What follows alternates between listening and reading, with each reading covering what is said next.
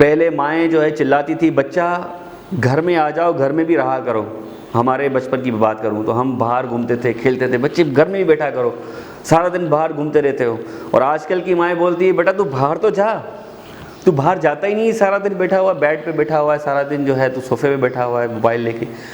بڑی خطرناک چیز ہے یہ. سارا فوکس، ساری موٹیویشن، سارا ویژن سب کچھ تباہ کر دیتا ہے یہ. میرا نام ڈاکٹر اویس کھتری ہے اور میں یہاں پر department of textile engineering Mehran university میں اسوسیٹ پروفیسر ہوں. میری جو ایجوکیشن لائف ہے وہ حیدرآباد میں اسٹارٹ ہوئی. میرا بیسکلی تعلق حیدرآباد سے ہی ہے اور میں ایک مڈل کلاس فیملی سے تعلق رکھتا ہوں اور نارمل ایک مڈل کلاس قسم کا چائلڈہڈ میں نے گزارا ہے. اسکول میں اسکولنگ اور کالج ایجوکیشن میری حیدرآباد کی رہی ہے. میری matriculation model school university of Sindh سے ہے اور اس کے بعد انٹرمیڈیٹ میں نے مسلم سائنس کالج حیدرآباد سے کیا. اسکول لائف میں نارمل ہی میری لائف تھی ایجوکیشن کی اور میں ایوریج پڑھائی میں اسٹوڈنٹ تھا.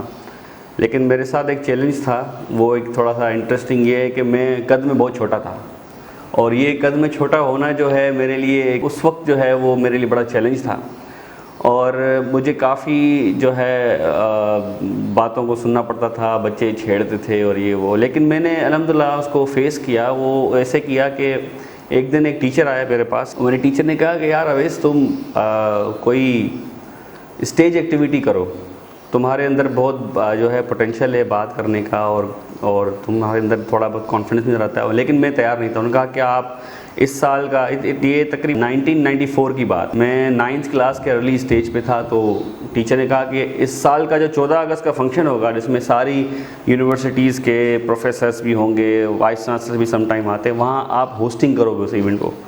تو it was like very much difficult for me. میں نے کہا نہیں سر یہ مجھ سے نہیں ہوگا. وہ ٹیچر مجھ سے ناراض ہو گئے اور انہوں نے کہا کہ نہیں اویس تم یہ کرو گے، اگر نہیں کرو گے تو میں تمہیں فیل کر دوں گا. بہرحال وہ میں آج بھی اس ٹیچر کو یاد کرتا ہوں. تنویر صاحب نام تھا ان کا. اور انہوں نے پتہ نہیں میرے اندر کیا دیکھا، انہوں نے مجھے اسٹیج پہ کھڑا کر دیا. جب انہوں نے مجھے اسٹیج پہ کھڑا کیا تو وہ روسٹم جو تھا اسٹیج کا، اس کا میرا قد اتنا چھوٹا تھا کہ میں اس کے پیچھے چھپ رہا تھا کہ کسی کو نظر ہی نہیں آ رہا تھا. میں پھر نیچے کوئی اسٹول ٹائپ کوئی چیز، کوئی سہارا لے کے میں اوپر چڑھ کے پھر میری صرف یہ گردن تک جو ہے میری جو صرف میرا جو چہرہ ہے وہ نظر آ رہا تھا آڈینس کو. اسکرپٹ دی گئی. بہرحال وہ لانگ اسٹوری ہے، وہ میں نے اس کی تیاری کی اور میں نے وہ ایونٹ کنڈکٹ کیا. میں نے ہوسٹ کیا ایز اے ہوسٹ. میں نے اس 14 اگست کا فنکشن تھا اور حیدرآباد کا بڑے اسکول میں شمار تھا، ماڈل اسکول کا نام. تو بہرحال وہ ہو گیا. لیکن وہ ایونٹ ہونے کے بعد جو ہوا اس چیز نے مجھے اتنا موٹیویٹ کیا کہ میرا کانفیڈنس لیول جو ہے وہ بہت بڑھ گیا. لوگوں نے تعریفیں کی کہ یار اویس تم نے تو کمال کر دیا. میں بھول گیا کہ میرا قد چھوٹا ہے اور میں بھول گیا کہ لوگ مجھے کیا کہتے ہیں. پھر وہ مجھے ایک اسپارک ملا. پھر کوئی ایسی اسٹیج ایکٹیویٹی نہیں ہوتی تھی اسکول میں جو میں نہ کروں. ڈبیٹ کرتے تھے ہم، مختلف قسم کے کمپٹیشن میں حصہ لیتے تھے، پرائزز بھی جیتتے تھے. سائنس ایگزیبیشنس ہوئے، پتہ نہیں کیا. ان پھر پرنسپل بھی نام سے جانتے تھے کہ اویس کھتری تم کس ایونٹ میں پارٹیسپیٹ کر رہے ہو، اس طرح کی چیز. بہرحال وہ اسکول لائف میں جو مین اچیومنٹ میری رہی، جو اسٹرگل تھی، وہ تھی میرا کانفیڈنس. وہ کانفیڈنس ایسا میرا بلڈ ہوا وہاں پہ. اور میں آج کل دیکھتا ہوں آج کل کی یوتھ جو ہے یہ بڑی خطرناک چیز ہے، اس کا لمیٹڈ استعمال ہونا چاہیے. ہمارے بچے جو ہے ان کا کانفیڈنس، جو ریئل لائف کا کانفیڈنس ہے وہ بلڈ ہوتا ہی نہیں ہے. وہ فزیکل ایکٹیویٹیز میں انوالو ہوتے ہی نہیں ہیں اور یہ بہت نیگیٹو چیز ہے. کالج لائف میں جب میں آیا تو وہاں پر میں بیڈمنٹن بھی کھیلتا تھا. قد چھوٹا تھا اس کے باوجود بیڈمنٹن کھیلتا تھا. اور یہ ایک بڑی انٹرسٹنگ سائنٹیفک بات ہے کہ جس کا قد چھوٹا ہوتا ہے وہ جمپ لمبا مارتا ہے. تو بہرحال یہ فزیکل ایکٹیویٹی سے ریلیٹڈ چیز ہے. تو بہرحال وہ بیڈمنٹن کھیلتا تھا. کالج میں تھوڑی بہت بیڈمنٹن کھیلی لیکن پھر میرا بعد میں پڑھائی پہ فوکس زیادہ ڈائیورٹ ہو گیا. میران یونیورسٹی میں ایڈمیشن لینا یہ ایک بہت بڑا چیلنج تھا کیونکہ میرا ڈومیسائل حیدرآباد اربن کا تھا اور حیدرآباد اربن میں میران یونیورسٹی کے لیے بہت کمپٹیشن ہوتا ہے. اور میری انٹرمیڈیٹ میں بھی کوئی مارکس بہت آؤٹ اسٹینڈنگ نہیں تھے لیکن میجر پورشن بہرحال ایڈمیشن ڈپینڈ کرتی ہے ایڈمیشن ٹیسٹ. اور 1999 میں وی ور دا سیکنڈ بیچ جن کے لیے انٹری ٹیسٹ ہوا اور ہماری انٹری ٹیسٹ میں نیگیٹو مارکنگ بھی تھی. تو بہت زیادہ ٹف تھا اس کی تیاری کرنا. میرے انکل ہیں جو ہمارے تایا تھے, جو سب سے بڑے تھے ہمارے گھر میں, انہوں نے کہا کہ اویس تم بہت محنت کرتے ہو, تم اگر نہیں کر پائے انٹری ٹیسٹ پاس, ایڈمیشن نہیں ہوا, تو ہم یہاں وہاں سے پیسے کر کے تمہاری سیلف فائنانس میں ایڈمیشن کروا دیں گے. پھر میرے ذہن میں ایک ٹارگٹ آیا. میرے ذہن میں ٹارگٹ یہ تھا کہ نہیں, میں نے خود سے ایڈمیشن لینا ہے, کوئی پیسے خرچ نہیں کرنے. بہرحال پھر میں نے تھوڑا ٹائم زیادہ لگایا, پڑھائی کی, محنت کی. پھر کسی ایک ٹیوشن سینٹر, ایک کوچنگ سینٹر پہ میں نے ایڈمیشن اس لیے لیا کہ میں ٹیسٹ کی پریکٹس کروں گا. میں گھر پہ میرے پاس کوئی ٹیسٹ کے فارمیٹ نہیں تھے. بہرحال میں نے پریکٹس کی, اور وہاں سینٹر میں جب بھی میں ٹیسٹ دیتا تھا وہاں پہ میں فیل ہو جاؤں. جب بھی میں سینٹر میں ٹیسٹ دوں وہاں پہ میں فیل ہو جاؤں, وہ جو ڈمی ٹیسٹ کرتے ہیں, انٹری ٹیسٹ ایکچوئل سے پہلے. پھر جب مہران یونیورسٹی کا ٹیسٹ ہوا تو میری تیاری, بہرحال مجھے نہیں پتا تھا, انکانشیسلی میری تیاری اتنی ہو چکی تھی کہ میں جب ٹیسٹ دے کے گھر آیا تو مجھے 100 میں سے تقریباً کوئی 80 سوال آپشن سمیت یاد تھے. اور میں نے وہ ٹیسٹ جو ہے ڈکٹیٹ کیا دوبارہ, اور میں نے اس میں سے دیکھا کہ میں نے کتنے سوال اٹیمپٹ کیے. میں نے کیلکولیشن کی, میرے حساب سے میرے جو مارکس بنتے تھے ایگزیکٹلی وہی مارکس اناؤنس ہوئے. اور ٹاپ 10 اسٹوڈنٹس میں میرا نام تھا حیدرآباد اربن میں, اور میرے انکل, میرے بابا سب خوش ہوئے ظاہر ہے, اور میرا ایڈمیشن یہاں ہو گیا. اور یہاں پر مجھے فرسٹ چوائس کی, مجھے ٹیکنالوجی میں میری فرسٹ چوائس ٹیکسٹائل انجینئرنگ تھی. اس کی بھی ایک ہسٹری ہے. میرے کزنس ٹیکسٹائل میں پڑھ رہے تھے, اور ہمارا خاندانی تعلق ٹیکسٹائل سے ہے, اور ہماری ایک انٹرنل موٹیویشن رہتی ہے ٹیکسٹائل کپڑوں کے ساتھ, ان کی رنگائی کے ساتھ, ان کی دھلائی کے ساتھ. حیدرآباد میں جتنے بھی زیادہ تر کھتریز ہیں وہ دھوبی کا کام کرتے ہیں, تو وہ ٹیکسٹائل میری فرسٹ چوائس تھی. انٹرویو میں پوچھا گیا کہ یار آپ الیکٹرانکس کیوں نہیں لیتے ہو, آپ کمپیوٹر سسٹم کیوں نہیں لیتے ہو, آپ اتنی زبردست ٹیکنالوجی سے سول کیوں نہیں جاتے ہو, آپ ٹیکسٹائل ہی کیوں. تو بہرحال وہ ایک انٹرنل موٹیویشن تھی. پھر میری یونیورسٹی لائف کی جو ہے ایجوکیشن شروع ہوئی. یہاں پر میرا سارا فوکس پڑھائی پہ شفٹ ہو گیا تھا, اور جو کو کریکولر ایکٹیویٹیز ہوتی ہے اس میں یہاں پہ کم انوالو ہوتا تھا, اور پڑھائی پہ. پھر میں نے ایک چیز ریئلائز کی جب میرا فرسٹ ایئر یہاں پہ گزرا, قد بہرحال میرا بڑا ہو چکا تھا تب تک.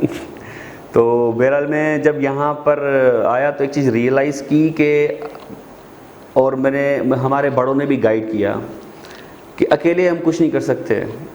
مجھے فرسٹ ایئر میں ہی سمجھ میں آ گئی تھی بات کہ میں اکیلے سے اگر میں چلوں گا, اپنی پڑھائی اکیلے کروں گا, سب کچھ اکیلے کروں گا تو کچھ نہیں ہوگا. مطلب وہ سکسیس بھی جو ہے وہ ٹیمپرری ہوتی ہے, جو بھی اچیومنٹس ہے وہ اس کا کوئی فائدہ نہیں ہوتا. یہ چیز جب میرے ذہن میں بیٹھ گئی, میرے دل میں بیٹھ گئی, تو میں نے ایک ایکٹ شروع کیا کہ میں نے اپنے سارے کلاس میٹس کے ساتھ مل کے چلنا شروع کیا, اور سارے کلاس میٹس کے ساتھ پڑھائی کرنا شروع کی. میں خود تو پڑھتا ہی تھا, لیکن سارے کلاس میٹس کو بھی آن بورڈ لے کے چلتا تھا, اور ہمارے اندر بہت زبردست قسم کی ایک یونٹی تھی جو ہمیں بڑا فائدہ بھی دیتی تھی ہمارے کلاس میٹس میں.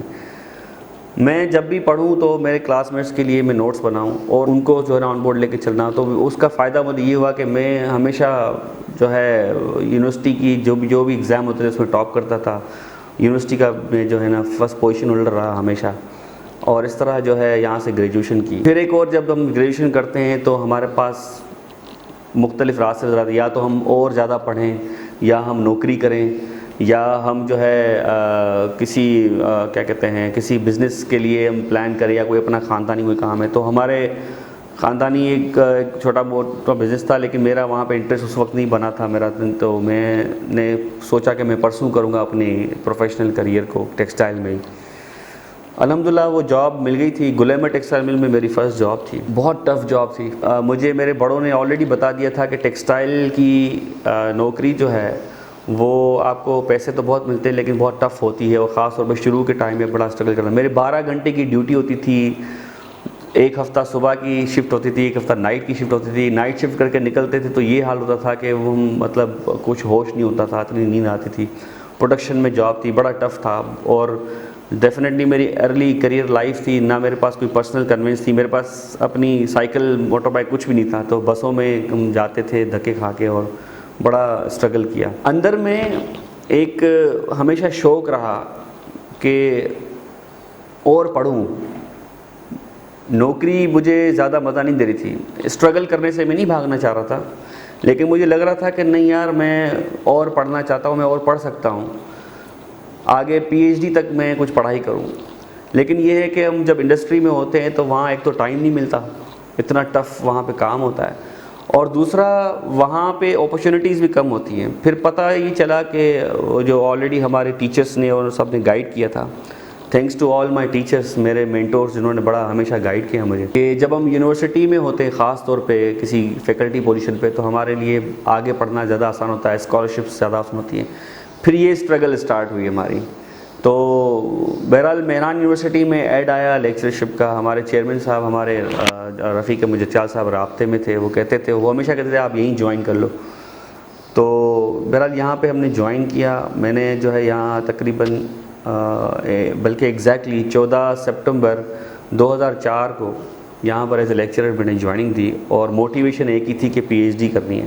اب پی ایچ ڈی کے لیے جو ہے ہمیں ٹیسٹ دینا ہوتا ہے NTS کا, اس وقت ہمیں دینا ہوتا تھا. آج کا تو مجھے نہیں پتا اسکالرشپ کی کیا فارمیٹ ہے. تو وہ NTS کا ٹیسٹ جو ہے وہ جب بھی دوں میں فیل ہو جاؤں. ایک ٹیسٹ دیا فیل ہو گیا, دوسرا دیا فیل ہو گیا, تیسرا دیا بہت پاسنگ مارکس کے قریب مارکس آئے. بہرحال پھر 4تھ اٹیمپٹ میں میرے تقریباً 2 سال لگے اس طرح ہنٹ کر کے. 2006 میں مجھے پی ایچ ڈی کی جب اسکالرشپ ملی, اور مجھے جب پتہ چلا کہ government of Pakistan higher education commission Pakistan کے تھرو مہران یونیورسٹی کی فیکلٹی ڈیولپمنٹ پروگرام کے تھرو میرے اوپر 60 لاکھ سے بھی زیادہ خرچہ ہوگا, تو it was like a dream for every one, کہ مطلب آپ نے کچھ اچیو کیا. اس وقت وہ بڑی بھاری فیلنگ تھی کہ واقعی اب میں نے کچھ اچیو کیا ہے. اور میں آسٹریلیا چلا گیا پی ایچ ڈی کرنے. اور آسٹریلیا جانا ونس اگین, وہاں وہ ایک الگ انوائرمنٹ ہے, ہمارے ملک سے الگ ایک کلچر ہے, وہ ایک الگ چیلنج ہے. وہاں پہ کس طرح ہم نے لائف گزاری, وہاں پہ کس طرح ہم نے کوپ کیا. اور بہت سے لوگوں نے ڈرایا تھا یہاں پر, اویس تمہاری داڑھی ہے, وہاں پر آسٹریلیا میں جو ہے تمہیں لوگ تنگ کریں گے. ایسا کچھ بھی نہیں تھا. لیکن یہ ہے کہ ہمارا الحمدللہ جب میں نے پی ایچ ڈی وہ بھی ایک اسٹوری ہے الگ. پی ایچ ڈی میں نے جب کر لی تو پی ایچ ڈی جو ہے وہ تقریباً میں نے 4 سال میں کی, اور الحمدللہ آؤٹ اسٹینڈنگ ایوارڈ کے لیے میرا P H D thesis nominate بھی ہوا تھا RMIT یونیورسٹی آسٹریلیا سے پی ایچ ڈی کی. اس کے بعد جب یہاں واپس آئے مہران یونیورسٹی, وہاں بھی اپرچونیٹیز تھیں آسٹریلیا میں, لیکن یہ ہے کہ ایک موٹیویشن تھی نہیں, ہمارے اوپر یونیورسٹی نے اتنا خرچہ کیا ہے, اتنا ایفرٹ کیا ہے, ہمارے اوپر انویسٹ کیا ہے, اور گورنمنٹ آف پاکستان نے اتنی مہربانی کی, تو ہمیں کچھ واپس سرو کرنا چاہیے. تو ہم واپس آئے بہرحال, اور الحمدللہ 2011 میں پی ایچ ڈی کر کے میں واپس آیا, اور تب سے میں اسی ڈپارٹمنٹ میں سرو کر رہا ہوں. اور ٹائملی جو ہے نا وہ پروموشن بھی ہوتے گئے. ابھی اس وقت ایسوسیٹ پروفیسر ہوں. یہاں آنے کے بعد جو میں نے آپ کو بتایا کہ پی ایچ ڈی ایک بہت بڑی اچیومنٹ تھی. پھر اس کے بعد آگے کیا, ہمیشہ آدمی سوچتا ہے کہ ہم کریئر میں اور آگے بڑھیں اور آگے بڑھیں. اور کریئر میں آگے بڑھنے کے لیے جو ہے پھر یہاں پر جب دیکھا ہم فیکلٹی ممبرس ہیں, تو فیکلٹی ممبرس کے لیے یہ کہ ہم ریسرچ کریں, پبلیکیشنز کریں, اور خاص طور پہ فنڈنگ ہنٹ کریں. جب فنڈنگ ہنٹ کرنے کے پیچھے ہم لگے اور اس کے لیے اسٹرگل کی, تو پتہ چلا کہ ہائر ایجوکیشن کمیشن پاکستان کافی سارے اچھے فنڈنگ پروگرامز جو ہے نا وہ دیتے ہیں, NRPU اور TDF اور اس طرح مختلف. TDF تو فرسٹ ٹائم اناؤنس ہوا تھا 2017 میں. بہرحال ہوا یوں کہ ہم اپنی ریسرچ تو کیری آن کر رہے تھے, فنڈنگ نہیں تھی کوئی بھی. پھر دل میں یہ خیال تھا کہ نہیں فنڈنگ ہونی چاہیے. فنڈنگ کے لیے جو ہے تگ و دو شروع کی, اور ہمارے کچھ پروجیکٹس آلریڈی چل رہے تھے. ہمارا ایک پروجیکٹ تھا نیچرل انڈیگو ڈائی کا, وہ ہم آرکورما پاکستان لمیٹڈ کے ساتھ جو ہے وہ کولیبریٹ کر رہے تھے اور ڈیولپ کر رہے تھے. اتنے میں جو ہے ہائر ایجوکیشن کمیشن پاکستان کا ایک نئے قسم کا funding program technology development fund وہ اناؤنس ہوا 2016 میں, اور وہ ہم نے اپلائی کیا. وہ ایک کچھ ملٹیپل اسٹیج سے کافی اسٹرگل کے بعد وہ فائنلی ہمیں وہ ایوارڈ ہو گیا. تقریباً 1.5 کروڑ کی فنڈنگ تھی, وہ 2 سال کا پروجیکٹ تھا, اور وہ الحمدللہ ہم نے سکسیزفلی کمپلیٹ کیا. ہم نے نیچرل انڈیگو ڈائی, یہ جو ہم ڈینم جینز پہنتے ہیں, اس کے لیے جو ڈائی استعمال ہوتی ہے نارملی سنتھیٹک ہوتی ہے. ہم نے نیچرل انڈیگو ڈائی اس کراپ سے ڈیولپ کیا جو انڈیجینس ہمارے ریجن سے, انڈس ریور بیلٹ سے اس کا تعلق ہے, اس کو ڈیولپ کیا, اور اس کے اوپر ہم نے ٹیکنالوجی ٹرانسفر کیا آرکورما پاکستان لمیٹڈ. یہ once again P H D کے بعد ایک اور دوسری بڑی ایک اچیومنٹ تھی. اور یہ سب کچھ جو ہے بتانے میں تو میں آپ کو جو ہے بڑا آسانی سے جلدی سے بتا رہا ہوں، لیکن یہ سب کچھ جو ہے وہ اچیو کرنے میں بڑا ہارڈ ورک تھا. اور دوسرا جو مین ریزن تھا وہ تھا ٹیم ورک. اور تیسرا آف کورس دعائیں ہیں، ماں کی، پیرنٹس کی، بڑوں کی، اور دعائیں اور گائیڈنس. محنت کے بغیر کچھ بھی نہیں ہے. ہم اگر سوچتے ہیں کہ یار ہم جو ہے نا یہ حاصل کرنا چاہتے ہیں کوئی چیز اور میں یہاں بیٹھے بیٹھے وہ چیز حاصل کرتا ہوں، ایسا نہیں ہے. مجھے تھوڑا سا موو کرنا پڑے گا نا وہ چیز حاصل کرنے کے لیے. تو ہمیں ایفرٹ کرنا پڑتا ہے، ہمیں بہت اسٹرگل کرنا پڑتا ہے. اور جو ہے یوتھ کے لیے اگر کوئی مجھ سے اگر میسج پوچھے، میں آج کل بڑا پریشان ہوتا ہوں. میں خود یہاں فیکلٹی ممبر ہوں، تقریباً مجھے یہاں پر اس یونیورسٹی میں پڑھاتے پڑھاتے 16 سال ہو گئے ہیں. اور ان 16 سالوں میں نے بڑی تبدیلی دیکھی ہے بچوں میں. پہلے جو اسٹوڈنٹس آتے تھے ان کا فوکس تھا پڑھائی پہ بھی اور فزیکل ایکٹیویٹیز پہ بھی، اور وہ سوشل بہت زیادہ تھے، آپس میں ایک دوسرے کا خیال کرنا، ملنا جلنا، گھومتے پھرتے بھی بہت تھے. لیکن آج کل کے جو یوتھ ہیں ان کی سوچ اور ان کی جو ڈائنامکس ہے وہ بالکل ڈفرینٹ ہے. وہ ایک الگ ہی کسی دوسری دنیا میں جی رہے ہوتے ہیں، نظر آ رہے ہوتے ہیں فزیکلی، لیکن وہ کسی اور ہی دنیا میں جی رہے ہوتے ہیں. ان کی کوئی الگ دنیا ہے ورچوئل. ان کی جو سوچ ہے ان کا ایک فلٹر ہے، جو بھی بات سوچتے ہیں اس فلٹر سے گزرتا ہے. اب وہ فلٹر کیا ہے مجھے سمجھ نہیں آتا. اس کا سب سے بڑا ریزن یہ ہے اسمارٹ فون. اس کے یہ بہت فائدہ مند چیز ہے، لیکن اس کا بڑا نقصان بھی ہے. خاص طور پہ بہت ہی چھوٹی عمر میں جب بچے یہ اٹھا لیتے ہیں، گیمز کھیلتے ہیں، خاص طور پہ آن لائن گیمز کھیلتے ہیں آج کل، وہ بڑا خطرناک ہے. سوشلی کٹ ہو جاتے ہیں. پہلے مائیں جو ہے چلاتی تھی بچہ گھر میں آ جاؤ، گھر میں بھی رہا کرو. ہمارے بچپن کی بات کروں تو ہم باہر گھومتے تھے، کھیلتے تھے. بچے گھر میں ہی بیٹھا کرو، سارا دن باہر گھومتے رہتے ہو.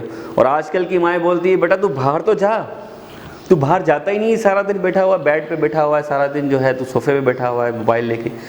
بڑی خطرناک چیز ہے یہ. سارا فوکس، ساری موٹیویشن، سارا ویژن سب کچھ تباہ کر دیتا ہے یہ.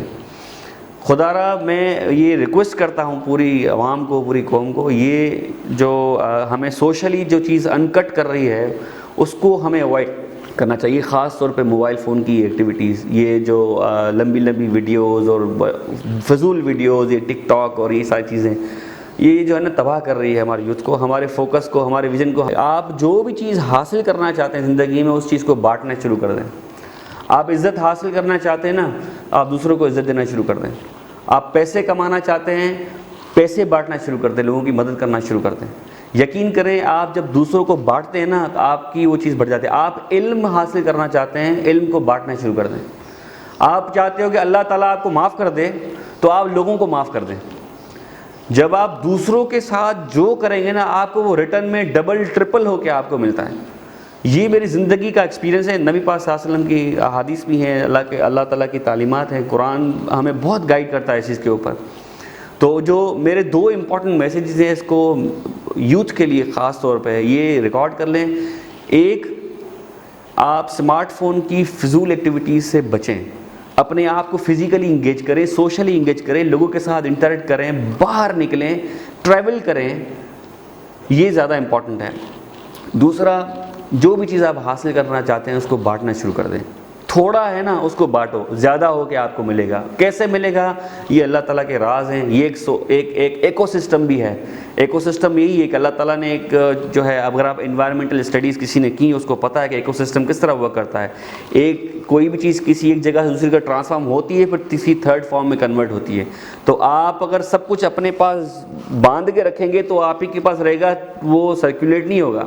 جب آپ پیسے نکالیں گے، عزت کو نکالیں گے اور اپنی ادا کو ختم کریں گے، اپنے علم کو نکالیں گے، تو وہ واپس گھوم پھر کے آپ کے پاس ڈبل ٹرپل ہو کے آتا ہے.